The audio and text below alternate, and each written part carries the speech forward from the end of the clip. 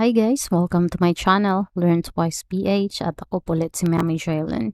So, nasa video number 5 na po tayo at today po, ituturo ko po sa inyo kung paano mag-add ng product images sa Instack. How to add product images in Instack. Kasi sa previous video ko po, that was video number 4, tinuro ko po doon kung how to upload or how to do mass upload yung product listing po sa Instack.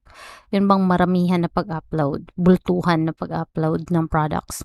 Pero yung ginawa kasi natin previously, sa previous video ko po, hindi ko sinali yung images. Kasi naka-host po kasi yung images ko doon sa Shopee. So, kailangan ko siya talagang i-manual na i-upload dito sa Instack para mas mag-show po siya. Magkaka-error kasi kung gamit ko na server is yung sa Shopee. So, let's go ahead and do it. I-check natin yung store ko. Ito yung store ko sa Instack. Instack.ph/elpamart. So, kung makikita mo, andyan na yung product listings yan. Andyan na yung category, yung name ng product, yung price, yung description. So, yan yung nasali sa mass upload natin. Pero, wala siyang images. Tingnan mo, ayan o, wala siyang images. Ano lang yan placeholder lang yan template lang yan ni Instack. So, ang gawin natin today is mag-upload ng images. Kasi ito tong store ko, ayan, walang ka-design kasi inuna natin yung product uploads, saka na yung store design.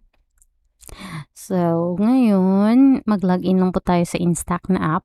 Ako, ang gamit ko po ay desktop kasi mas madali para sa akin yung pag-upload ng images or pag-mass upload po. So, ito na yun. Ito yung dashboard po sa Instack. Same lang po siya sa mobile.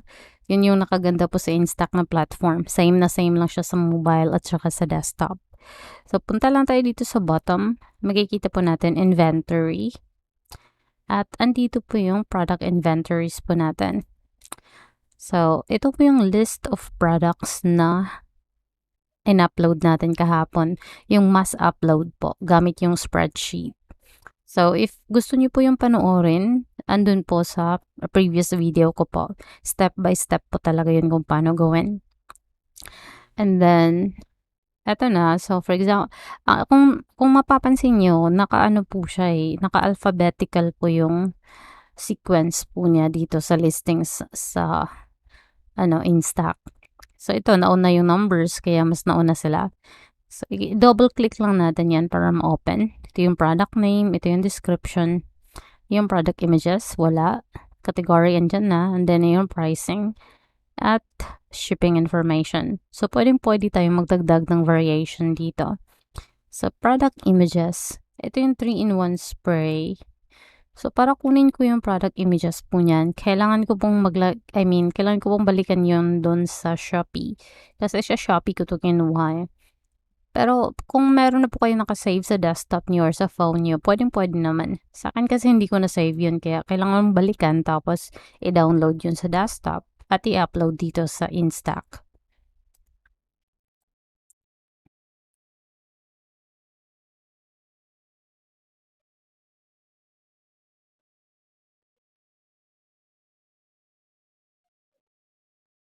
So, ito na yung seller account ko.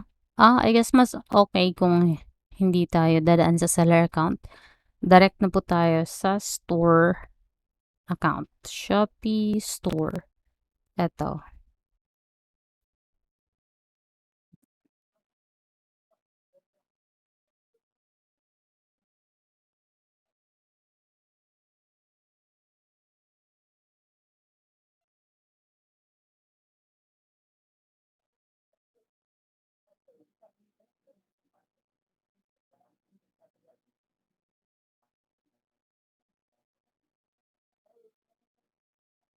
Ayaw po i-route dun sa store kaya imang-manual na lang natin.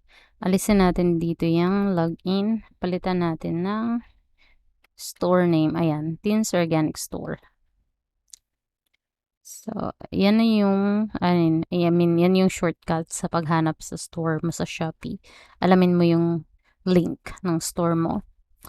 So, ito na yung store ko at yung first listing na nandito sa Instack is 3-in-1 spray.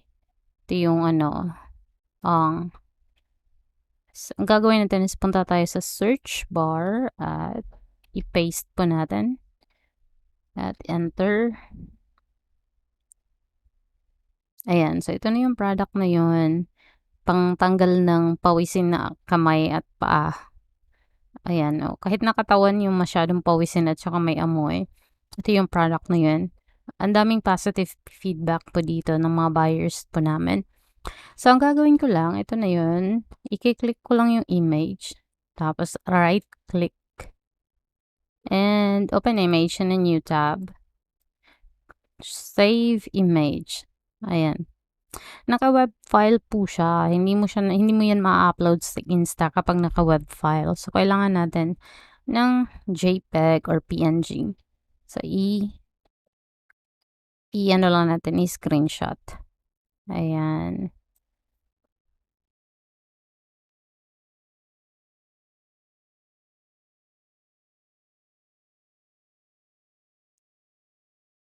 Tapos, next image.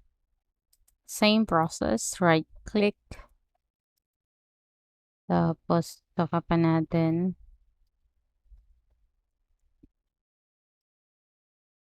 Ayan po yung mga testimonials.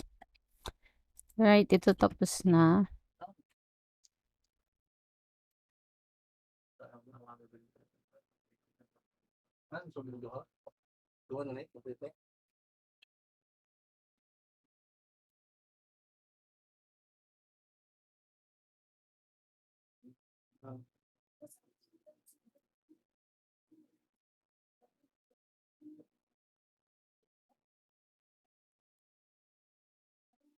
Ayan, tapos na. And then, next naman tayo.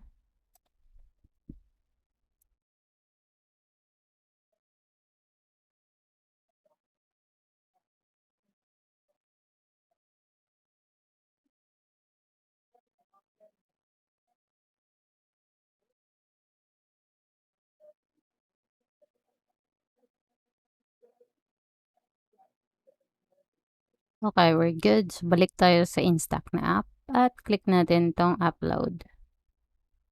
At puntahan natin yung screenshots. Ito na yun. I-click lang natin yan. Ay, hindi siya ma-control shift. So, ima-manual talaga na isa-isa yung image na i-upload.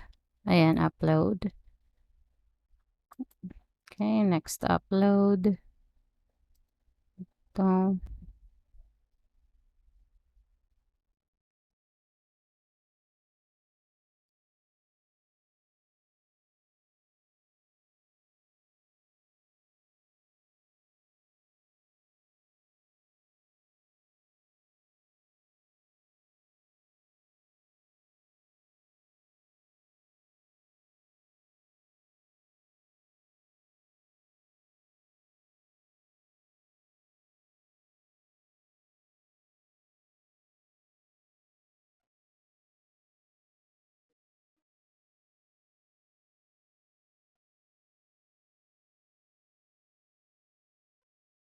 Ayan na, na-upload na po siya lahat.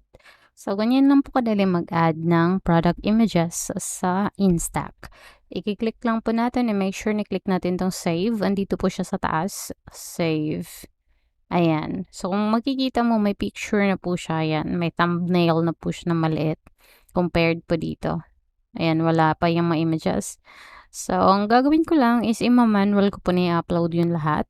So, medyo time-consuming po siya, pero okay lang yan. Pang one time lang naman yan na effort. Pag na-set up na natin yung store natin, tuloy-tuloy na po yung sales. So, yung marketing na naman po yung aatupagin natin. So, yan po yun. Thank you so much for watching. If may mga questions po kayo, pwede po kayo mag-comment. At kapag mag-sign up po kayo nga pala, you can use my referral code. May ano po kasi ako, may account manager po ako sa Instac. Kapag gagamitin niyo po yung referral code ko is ise-share ko po yung account manager ko para if may mga questions din po kayo, puwedeng-puwede tayong mag-reach out sa kanya. Kasi taga-Instac po talaga siya. So ito yun, M9SM8R40.